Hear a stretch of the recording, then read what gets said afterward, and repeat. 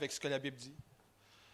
Bien, premièrement, j'aimerais souhaiter la bienvenue à tous ceux qui nous visitent, ceux qui sont de la maison. En majorité du temps, vous êtes de la maison. Mais j'aimerais quand même vous remercier d'avoir assisté à cette soirée de la parole de Dieu, parce qu'en réalité, c'est pas moi qu'on est venu voir, mais c'est entendre la parole.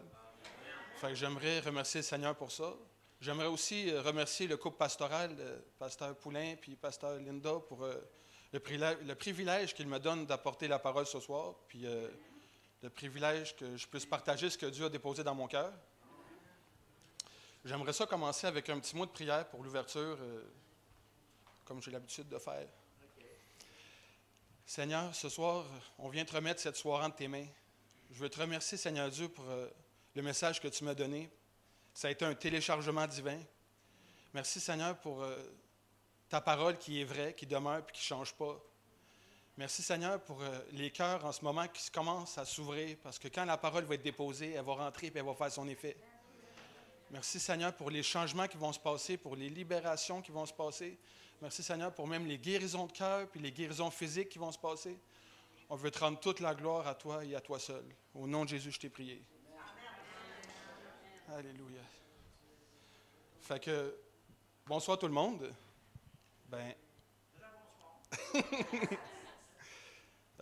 Mon titre de mon message que le Seigneur m'a mis sur mon cœur dans la nuit d'avant-hier, ça a été vraiment à la dernière minute. Pourtant, le pasteur m'avait demandé il y a quelques jours, mais dans la prière, j'ai cherché, puis il m'est venu un paquet d'idées, puis finalement, la veille, boum, c'est venu. En cherchant Dieu, on trouve, c'est ça que ça dit. Fait que le titre de mon message, c'est « La puissance libératrice du pardon ». Sûrement, on a souvent entendu parler de pardon dans nos vies, mais en fait, j'ai décidé de faire une recherche un peu plus approfondie. Parce que moi, je suis quelqu'un qui aime ça chercher. La Bible dit que celui qui cherche se trouve. Fait que je suis allé à l'origine du mot « pardon » en grec, pour ceux que ça intéresse. Puis ceux que ça n'intéresse pas, ben, vous allez l'entendre pareil.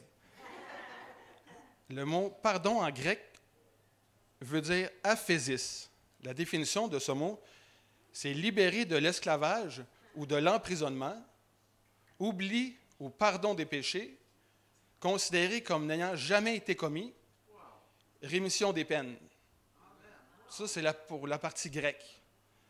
Ensuite, j'ai décidé de pousser un peu plus loin, parce que j'aime ça voir le grec, mais aussi en hébreu. En hébreu, le mot « aphésie », qui était grec, en hébreu, lui, veut dire « aphémie ».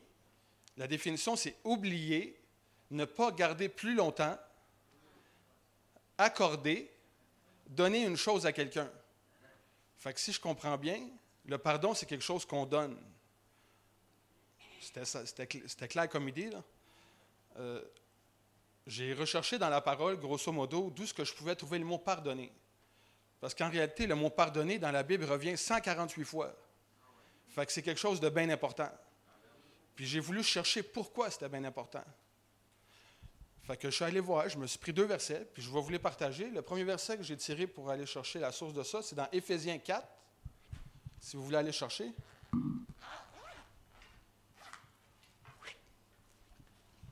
y va, ça ne sera pas trop long.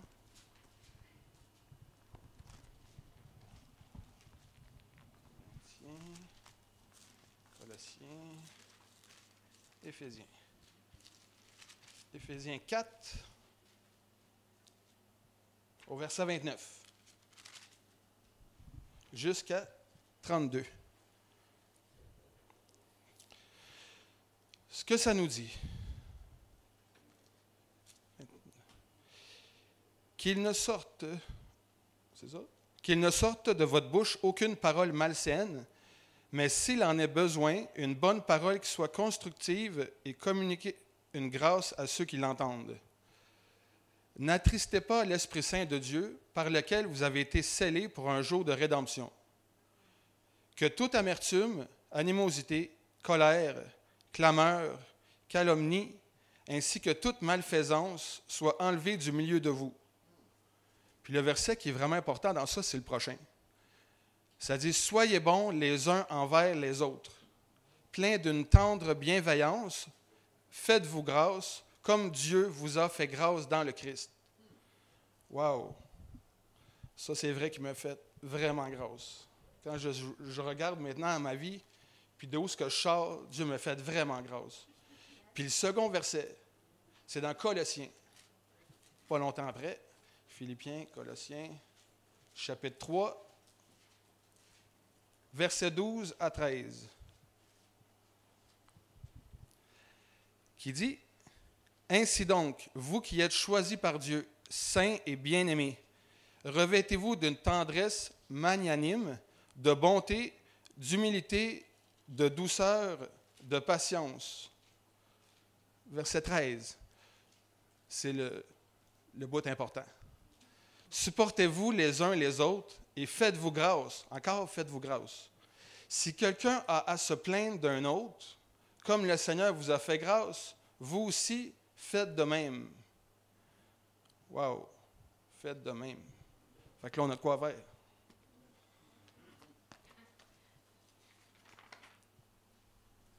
Dans le fond, comme vous savez, ces deux épîtres sont tirées de l'apôtre Paul, 62 ans après Jésus-Christ.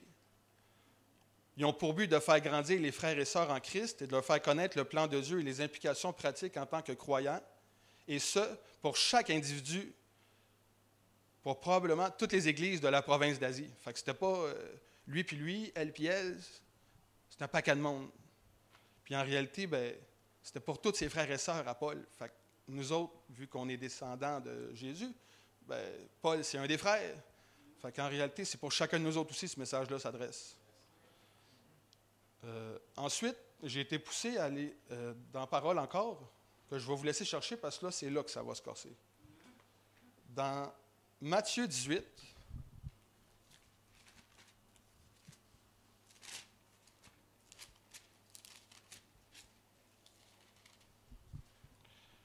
verset 23 jusqu'à 35.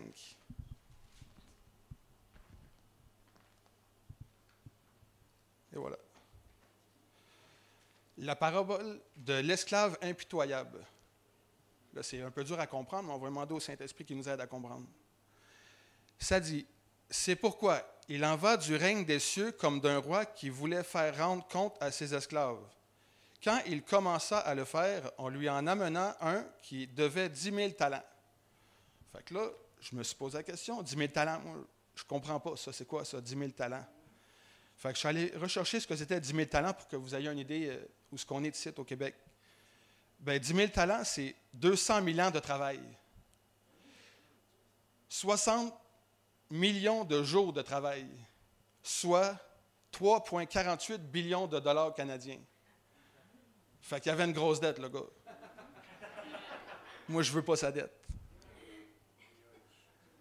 Ensuite, comme il n'avait pas de quoi payer, c'est évident, son maître ordonna qu'on le vende, lui, sa femme, ses enfants et tout ce qu'il avait afin de payer sa dette. J'aurais vraiment pas ça aimé être à sa place. L'esclave tomba à ses pieds et se prosterna devant lui en disant, « Prends patience envers moi et je te paierai tout. »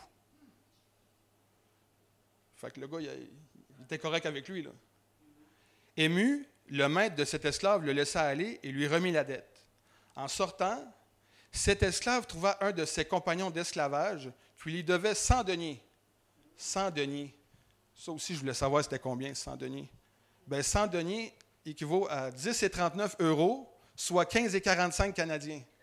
Fait que c'est vraiment pas grand-chose. Là. Si on regarde la dette de l'autre, puis la sienne, c'était vraiment pas grand-chose. En sortant, cet esclave trouva un de ses... OK, ça, c'est correct. Il le saisit et se mit à le serrer à la gorge en disant « Paie ce que tu dois. » Pour 15 $. Là. Son compagnon, tombé à ses pieds, le suppliait « Prends patience envers moi et je te paierai. » Mais lui ne voulait pas. Il alla le faire jeter en prison jusqu'à ce qu'il ait payé ce qu'il devait. Fait que moi, je sais, étant un gars qui a fait de la prison, 15 $, c'est une moitié de journée. C'est pas longtemps. Son compagnon, il le suppliait, prends patience. En voyant ce qui arrivait, ses compagnons furent profondément attristés. Ils allèrent raconter à leur maître tout ce qui s'était passé. Alors le maître le fit appeler et lui dit, « Mauvais esclave, je t'avais remis toute ta dette parce que tu m'en avais supplié. ne devais-tu pas avoir compassion de ton compagnon comme j'ai eu compassion de toi? Et son maître, en colère, le livra au bourreau jusqu'à ce qu'il ait payé tout ce qu'il devait. Puis le verset là-dedans, vraiment important, là, qui a touché mon cœur vraiment, c'est « Ainsi que mon Père céleste vous traitera si chacun de vous ne pardonne pas à son frère de tout son cœur. » Ouais, ben, c'est pas drôle, là. En réalité, si nous sommes pardonnés nous-mêmes en tant qu'enfants de Dieu nés de nouveau, c'est uniquement grâce à Jésus qui a donné sa vie en rançon. Le manque de pardon pour nos vies, c'est un obstacle. Tu sais, j'ai voulu aller chercher des obstacles à quoi? Fait qu'on va aller dans Marc 11. J'ai pris beaucoup de versets à soi, mais j'aime ça me référer à quelque chose au lieu de dire n'importe quoi. Fait que je suis allé dans la parole à Marc 11.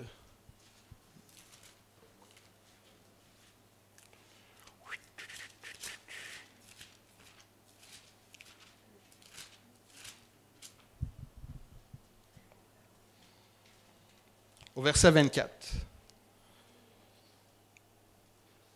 C'est pourquoi je vous dis, tout ce que vous demandez en priant, croyez que vous l'avez reçu, et cela vous sera accordé. Verset 25. Et lorsque vous êtes debout en prière, si vous avez quelque chose contre quelqu'un, pardonnez. Puis il n'y a rien rajouté, c'est virgule, fait qu'il y a quelque chose à faire. Afin que votre Père qui est dans les cieux vous pardonne aussi vos fautes. Fait qu'on voit que si on ne pardonne pas à quelqu'un, ça a un impact sur nous. Parce que nous aussi, quand on va arriver devant Dieu, on ne sera pas pardonné. Amen. Ensuite, dans Matthieu 5, au verset 23, ça dit, « Si donc tu vas présenter ton offrande sur l'autel, et que là, tu te souviennes que ton frère a quelque chose contre toi. » Verset 24. « Laisse ton offrande là, devant l'autel, et va d'abord te réconcilier avec ton frère, puis viens présenter ton offrande. » Fait que ce qu'on réalise là-dedans, c'est que même si on a un bon cœur, puis qu'on se dit, ben c'est pas grave, le Seigneur connaît mon cœur, ben en réalité, on est dans l'erreur. Parce qu'en réalité, quand on apporte une offrande à l'Église ou peu importe où on l'amène l'offrande, bien, si le cœur n'est pas disposé au pardon envers quelqu'un, bien, l'offrande n'est pas du cœur, fait qu'elle n'est pas agréée de Dieu. Là, je me suis dit, OK, c'est bien beau tout ça, mais j'ai dit, Seigneur, pourquoi pardonner? Tu sais, des fois, c'est pas facile, des fois, on vit des choses compliquées, mais pourquoi pardonner? Fait que dans Hébreu, on va aller dans Hébreu. On se promène pas mal, mais Hébreu 12.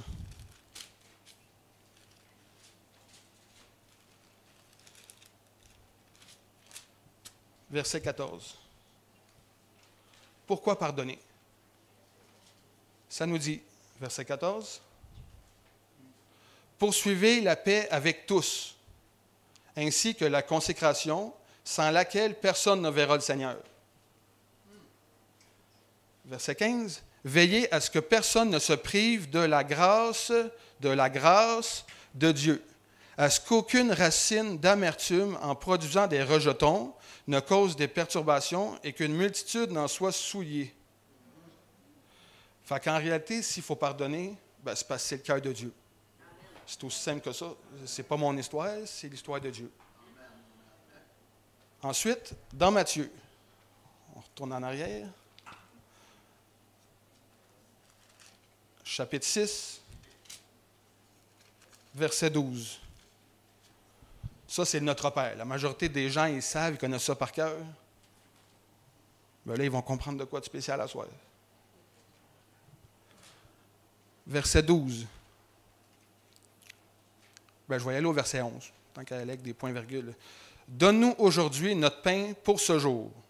Remets-nous nos dettes, comme nous aussi nous l'avons fait pour nos débiteurs. Ne nous fais pas entrer dans l'épreuve, mais délivre-nous du mauvais. Si vous pardonnez aux gens leurs fautes, votre Père céleste vous pardonnera à vous aussi. Mais si vous ne pardonnez pas aux gens, votre Père ne vous pardonnera pas non plus vos fautes. Fait que ça a un gros impact dans nos vies. Si on ne pardonne pas à quelqu'un, c'est que nous autres non plus, quand on va arriver dans le tribunal de Christ, c'est ce qui arrive.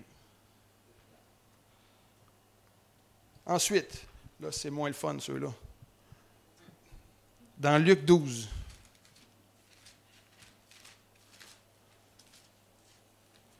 verset 47.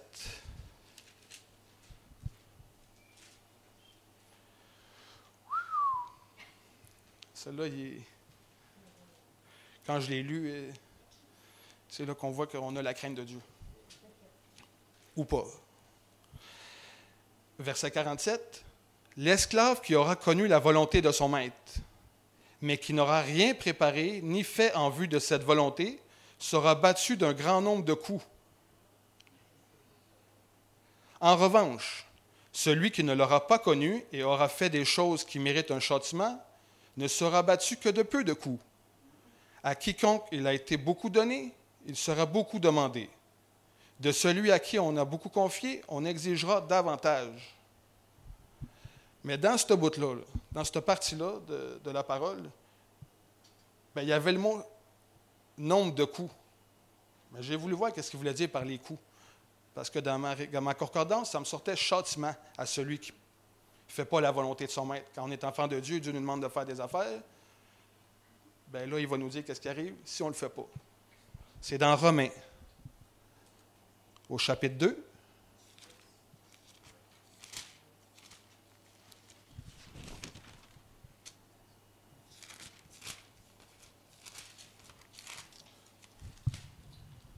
Attends 2 minutes. Après acte. Romains, chapitre 2. Verset 8. Le châtiment, il est là. C'est clair. Colère et fureur à ceux qui, par ambition personnelle, sont réfractaires à la vérité et se laissent persuader par l'injustice. Ouais. Fait que c'était ça. Voici ce qui arrive si on ne se soumet pas à ce que Dieu nous demande.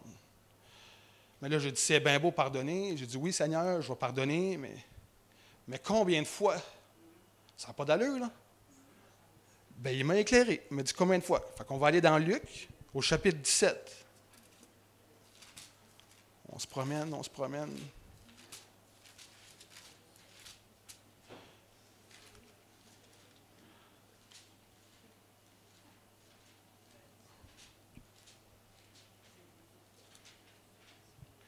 Versets 3 et 4. Prenez garde à vous-même. Si ton frère a péché, reprends-le.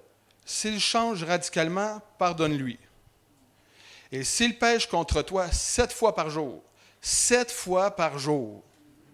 et que 7 fois il revienne à toi en disant « Je vais changer radicalement », tu lui pardonneras. 7 fois par jour. Wow! Et 7 fois qu'ils reviennent. Fait que c'est un paquet de fois, là. Et puis, dans Matthieu 18,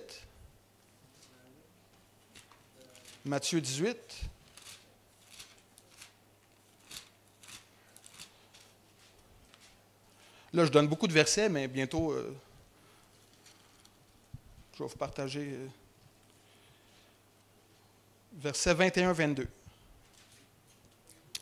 Alors, Pierre vient lui demander, « Seigneur, combien de fois pardonnerai-je à mon frère lorsqu'il péchera contre moi? Jusqu'à 7 fois? » Jésus lui dit, « Je ne te dis pas jusqu'à 7 fois, mais jusqu'à 70 fois 7 fois. » Fait que 70 fois 7, 449. Puis ça, c'était juste un chiffre de même, parce qu'en réalité, c'est illimité.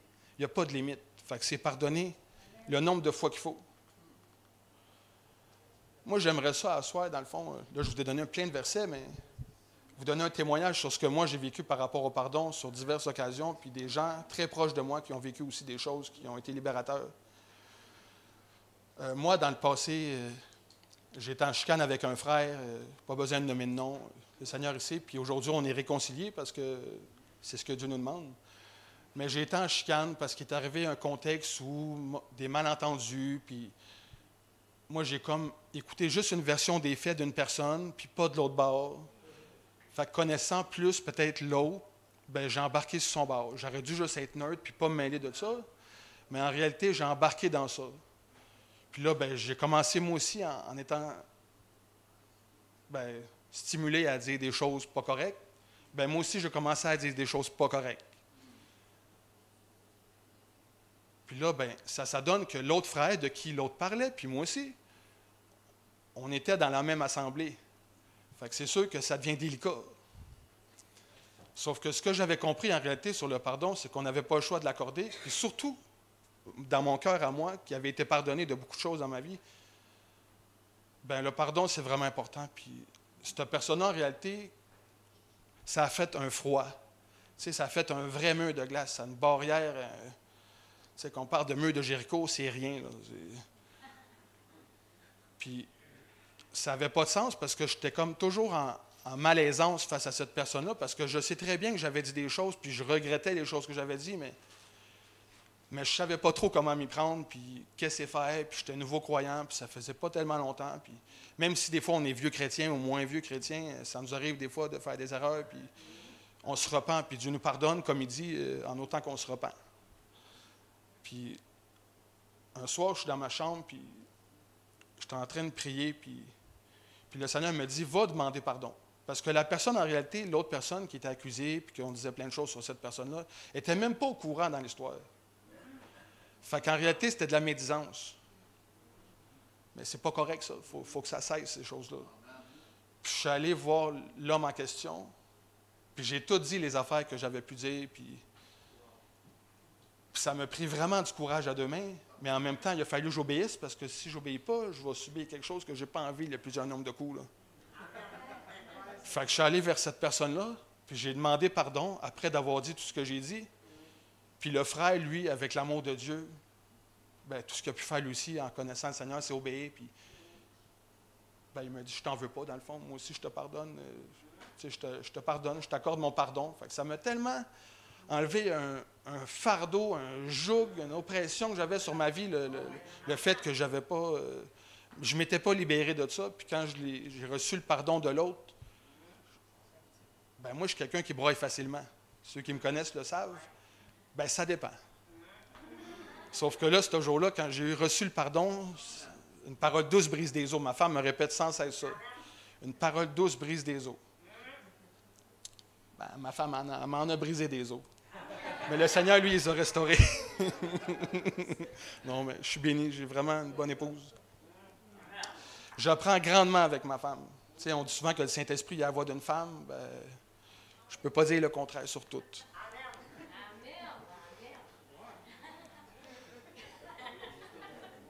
Fait qu'en réalité, le pardon, ben, c'est un choix. Tu sais, on a deux choix. C'est soit on obéit, ou soit on désobéit. Est-ce que c'est facile? Pas toujours. Est-ce que c'est possible? Il y a un verset que j'aime vraiment beaucoup, puis que je voulais mettre sur mon auto en gros, là. Mais je voulais le mettre pas dans ce contexte-là, mais en réalité, ce verset-là, il s'applique à bien des affaires. Ça dit dans Marc 9, 23, si c'était possible, il est écrit, tout est possible à celui qui croit. Fait qu'est-ce que c'est possible d'aller accorder un pardon ou de le demander? Tout est possible à celui qui croit. Fait que si tu crois que c'est possible, ben va le faire. Puis si c'est difficile, je sais que des fois, il y a des choses qu'on a pu vivre dans nos vies. Ben Jésus aussi en a vécu des affaires qui n'étaient pas faciles. Fait que tout ce qu'il faut faire en réalité, c'est demander au Seigneur de nous diriger dans ces choses-là. Comment entreprendre les démarches? Parce que des fois, les gens sont loin. Des fois, les gens, on peut être né de nouveau, puis l'autre n'est pas né de nouveau encore, parce que ça va venir, le grand réveil arrive. Mais des fois, les autres ne sont pas très réceptifs. Puis je vais vous donner un témoignage aussi sur des gens comme ça qui ne sont peut-être pas très réceptifs. Parce qu'en réalité, le pardon, c'est quelque chose qui nous libère, nous et l'autre, s'il veut le recevoir. Moi, quand j'étais jeune, j'ai grandi dans une famille un peu bizarre. Tu sais, je n'ai pas connu mon père jeune. En réalité, je l'ai vu 3 fois en 37 ans. Mais j'ai eu un beau-père toute ma jeunesse qui n'était pas inspiré du Saint-Esprit, pas né de nouveau. Donc, ce qui s'est reproduit sur moi, c'est ce qu'il y avait eu sur lui. Fait qu'il y a eu de la violence, de l'abus, violence psychologique, beaucoup de choses que je n'ai pas besoin de détailler dans ça, mais c'était vraiment pas facile. Puis quand j'ai connu Jésus, on dirait qu'au début, quand on accepte le Seigneur, il y a comme un feu là, qui brûle pour obéir tout de suite. On ne veut pas remettre ça tout à l'heure, c'est là. Puis quand j'ai reçu le Seigneur, dans les semaines qui ont suivi, vraiment les semaines qui ont suivi, là, quand j'ai réalisé à quel point moi, j'étais pardonné de tout ce que j'avais fait avant, puis j'avais fait bien des conneries dans ma vie. Là. Les gens ne me connaissent pas, puis mais c'est correct, vous connaissez le nouveau. Est-ce que je fais encore des erreurs? Oui, mais par la grâce de Dieu, il va m'améliorer, il va me perfectionner jusqu'au jour de son retour.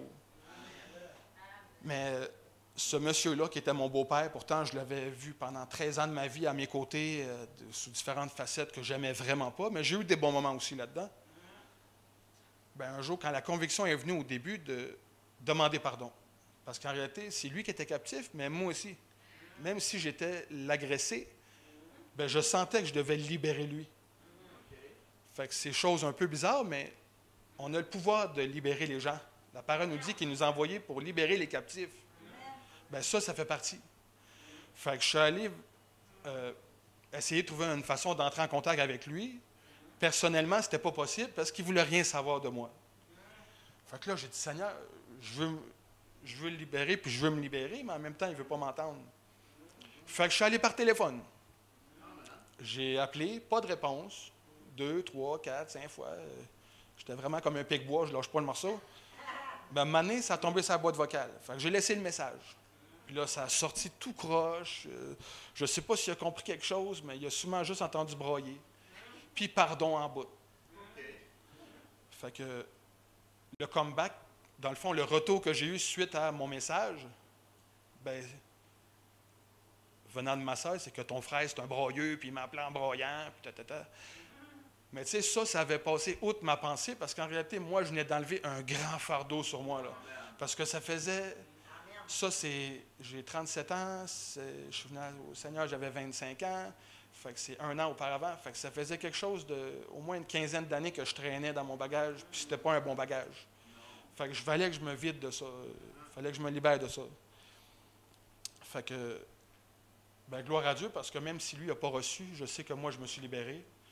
Puis le message est encore là, puis vous pouvez demander à mon épouse, j'ai recroisé dans le futur ce même monsieur-là, qui est un peu orgueilleux. Il n'a pas voulu... je suis rentré dans un restaurant, puis il était là. Fait que j'étais avec un paquet de frères et sœurs un dimanche après le culte, puis il était assis à une table, puis moi, ben, tu sais, comme ça dit, c'est aux oubliettes. Ben, je l'ai juste allé, puis j'étais vraiment content de le voir, puis j'ai dit « Hey, salut! » Puis, tu sais, il m'a fait un sourire, puis ça n'a pas été plus que ça. Mais moi, ça, là, j'étais vraiment content parce qu'en réalité, lui aussi, il faut qu'il soit libéré de ça. On ne peut pas vivre jusqu'à temps que Jésus revienne en gardant des fardeaux lourds de même. C'est lourd, là. Puis des fois, ça crée bien des affaires dans la vie des gens, ça.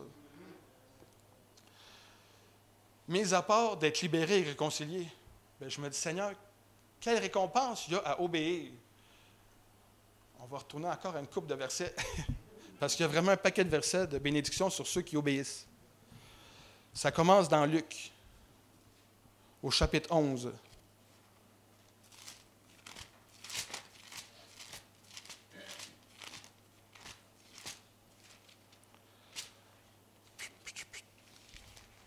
Verset 28. Mais il répondit, « Heureux plutôt ceux qui entendent la parole de Dieu et qui l'observent. » Fait que la première récompense qu'il y a, à part d'être libéré et réconcilié avec la personne ou peu importe le candidat, ben c'est qu'on devient heureux. Parce que sans ça, être heureux, c'est impossible. Ensuite, dans Jean 14,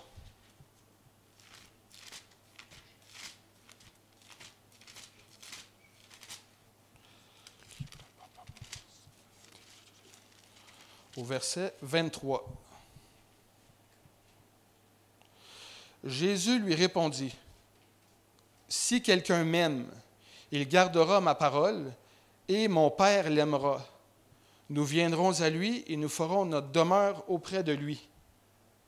Wow! Fait que si on obéit à la parole,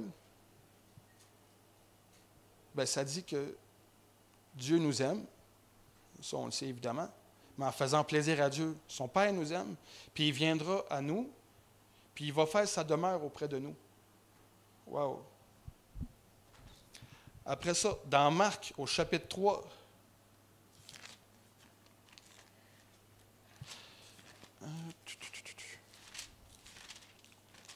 c'est une soirée où on fait de la recherche, on dirait? Ben, c'est une étude. Verset 35. Ah wow, ça c'est un beau verset. En effet, quiconque fait la volonté de Dieu, celui-là est mon frère, ma sœur et ma mère. Fait que quand on obéit à Dieu, c'est ce que ça dit. On est de sa famille. Wow. Après ça, je suis allé un peu dans l'Ancien aussi, dans Exode.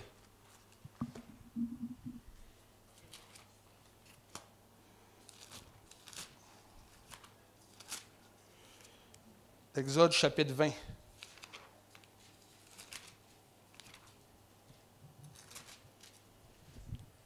Verset 6. Mais qui agit avec fidélité jusqu'à la 1000e génération envers ceux qui m'aiment et qui observent mes commandements? Wow! Fait que ça dit que quand on agit avec fidélité à ce que Dieu nous demande, ben, il va être fidèle avec nous jusqu'à 1000 générations. Fait que je ne sais pas pour vous autres s'il y en a qui sont tous au Seigneur ou leur famille, mais en tout cas, à partir de vous, ça dit jusqu'à 1000 générations. Fait que ça fait bien des mondes, bien des gens sauvés, ça là.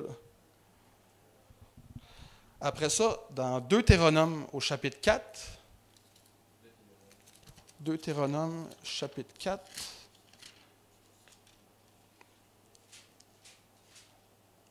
verset 40. C'est ça? Ouais, c'est en plein ça.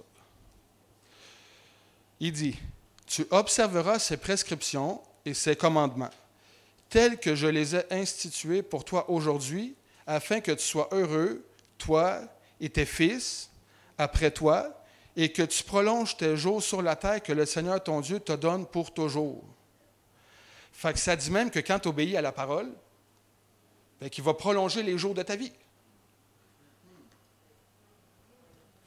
Ça va loin, là. Fait que je ne sais pas la destinée de qui était de quoi, mais en faisant ce que Dieu te dit, ça rallonge. Après ça, dans 1 Roi,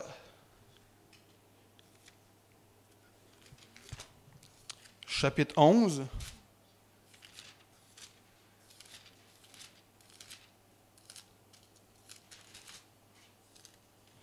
verset 38.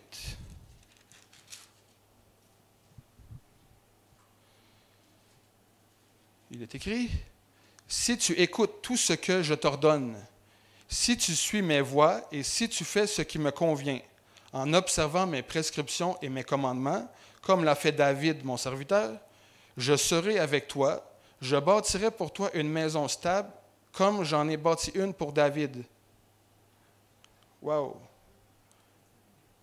Fait qu'il va bâtir une maison avec nous autres. Il y en a même une aujourd'hui, on a été témoins de ça. Avant ce moment, on a été vraiment bénis par les mains de Dieu encore une fois, parce qu'avec les mains de Dieu, on est toujours bénis. Dans Ésaïe, au chapitre 1.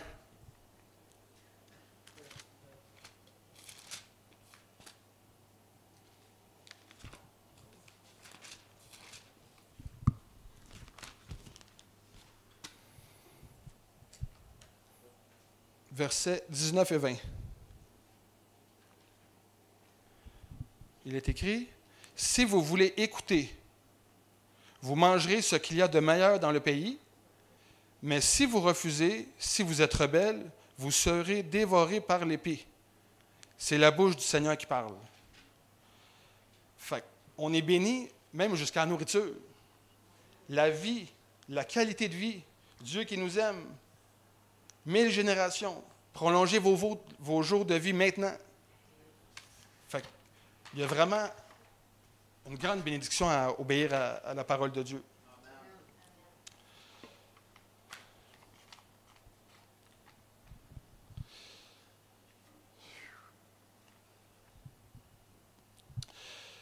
Quand j'ai écrit ce message-là, là, je vous ai donné tous les versets, mais là, je vais vous parler de mon cœur à cœur. Quand j'ai écrit cette parole que le Seigneur m'avait donnée, je sentais dans mon cœur bouillir de faire un appel. Je ne sais pas si c'est pour des gens qui sont en live ou si c'est des gens qui sont en présentiel, de faire un appel pour ceux qui voudraient entamer un processus de pardon envers quelqu'un. Parce que je sais que ce n'est pas facile, puis je sais que ça demande beaucoup de courage.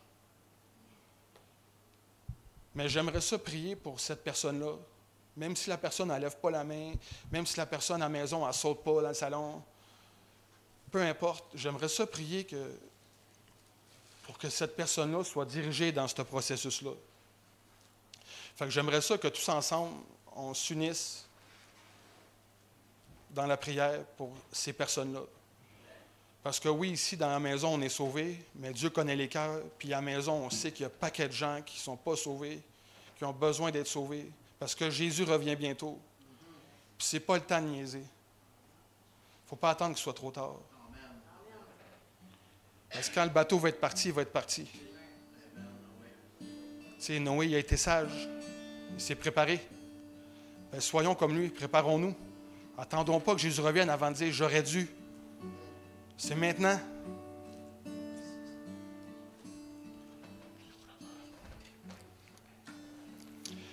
Alléluia. Oui, Saint-Esprit, ce soir, de ma petite personne que je suis, mais grand celui qui est en moi, je te demande de venir là où les gens ont besoin d'être touchés. Que tu puisses venir leur montrer la façon, leur montrer comment, que tu leur donnes le courage. Parce que oui, Seigneur, ça prend du courage d'aller vers quelqu'un qu'on a blessé, mais ça prend aussi du courage d'aller demander pardon quand c'est nous. Puis ça prend du courage aussi quand on voit que l'autre ne fait pas le pas d'aller vers lui puis de pardonner, même si on n'a rien à se reprocher. Viens aider ces personnes-là, Seigneur. Ce soir, ce que j'ai eu à cœur, dans le fond, avec cette parole-là, c'était de libérer des gens.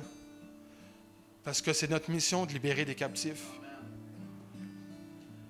Seigneur, je te prie qu'en ce moment même, les gens qui sont là, captifs de leur passé, captifs de ce qu'ils ont vécu, ou même peut-être captifs de ce qu'eux ils ont fait vivre à d'autres. Ah, puis ça, j'en connais un bon paquet. Mais tu les connais, Seigneur Dieu.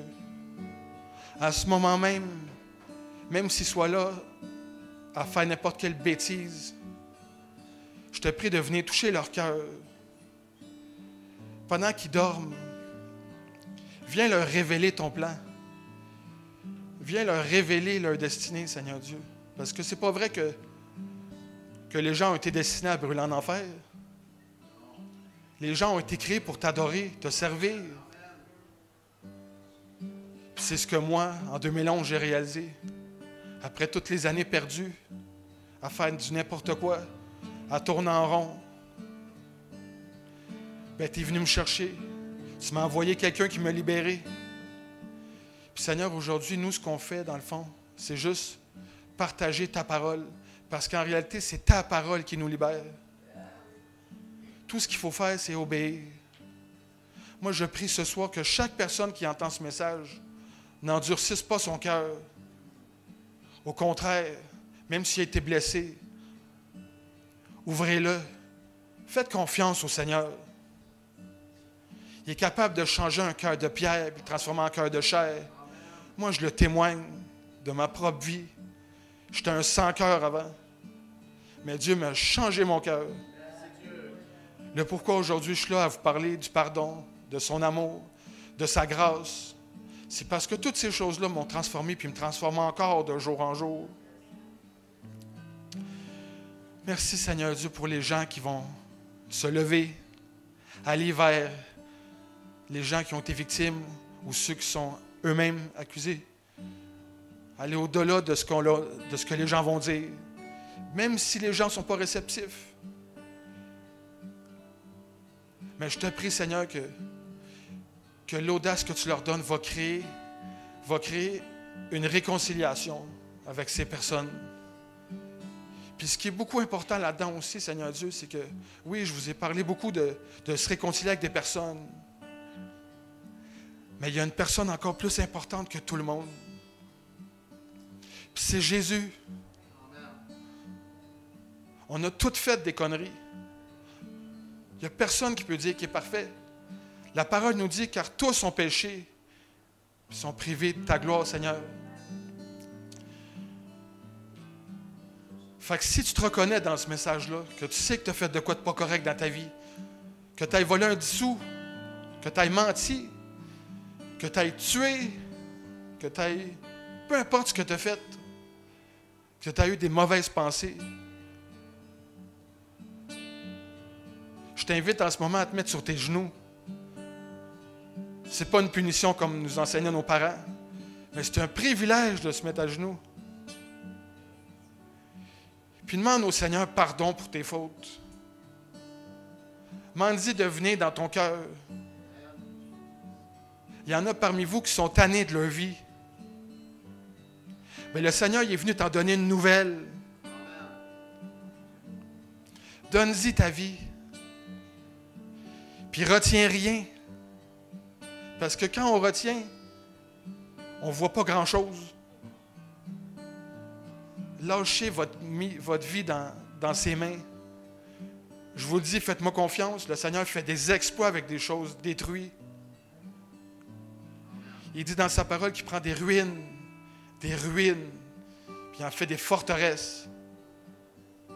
Moi, quand j'ai connu le Seigneur, j'étais ruiné. Pas au sens financier, parce que dans ces choses-là, tout allait bien. Mais en dedans de moi, là, c'était ruiné. J'étais détruit. J'étais brisé. Puis Dieu, ce qu'il a fait, lui, c'est que il m'a restauré. Il m'a donné une nouvelle vie. Fait que tout ce qui était avant qui me retenait, toutes les pensées de mon passé qui me revenaient, ben les choses passées sont passées, il nous dit.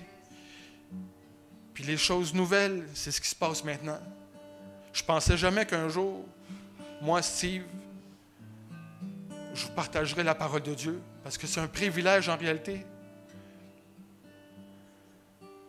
Mais merci Jésus, parce que oui, tu es venu me chercher dans mon petit Montréal-Nord, dans mon petit 5,5. Puis tu as touché mon cœur, tu as sauvé ma vie. J'étais destiné à l'enfer, mais toi, tu as payé la dette pour que je m'en aille pas là. Puis aujourd'hui, ce qu'on vous partage avec notre cœur, c'est cette possibilité-là d'avoir un changement dans vos vies. Merci Seigneur pour toutes ces personnes-là qui vont te donner leur vie, qui vont décider de joindre à la fraternité, qui vont rejoindre les bancs d'une église. Parce que oui, c'est bon d'être ensemble et agréable. Parce que c'est là que Dieu déverse la bénédiction. On est enseigné, on est fortifié, on est soutenu, on prie ensemble, on loue ensemble, on pleure ensemble. On est bénis ensemble. Je sais que ce soir, je parle à quelqu'un, mais reste pas là tout seul. Lève-toi. Puis si tu es proche d'ici, viens nous rejoindre. Puis si tu n'es pas proche d'ici, ben va rejoindre des frères et sœurs en Jésus-Christ. Trouve-toi une bonne église. Lis la parole. Passe du temps avec le Seigneur dans le secret. Il va faire des exploits dans vos vies, comme il fait dans la mienne.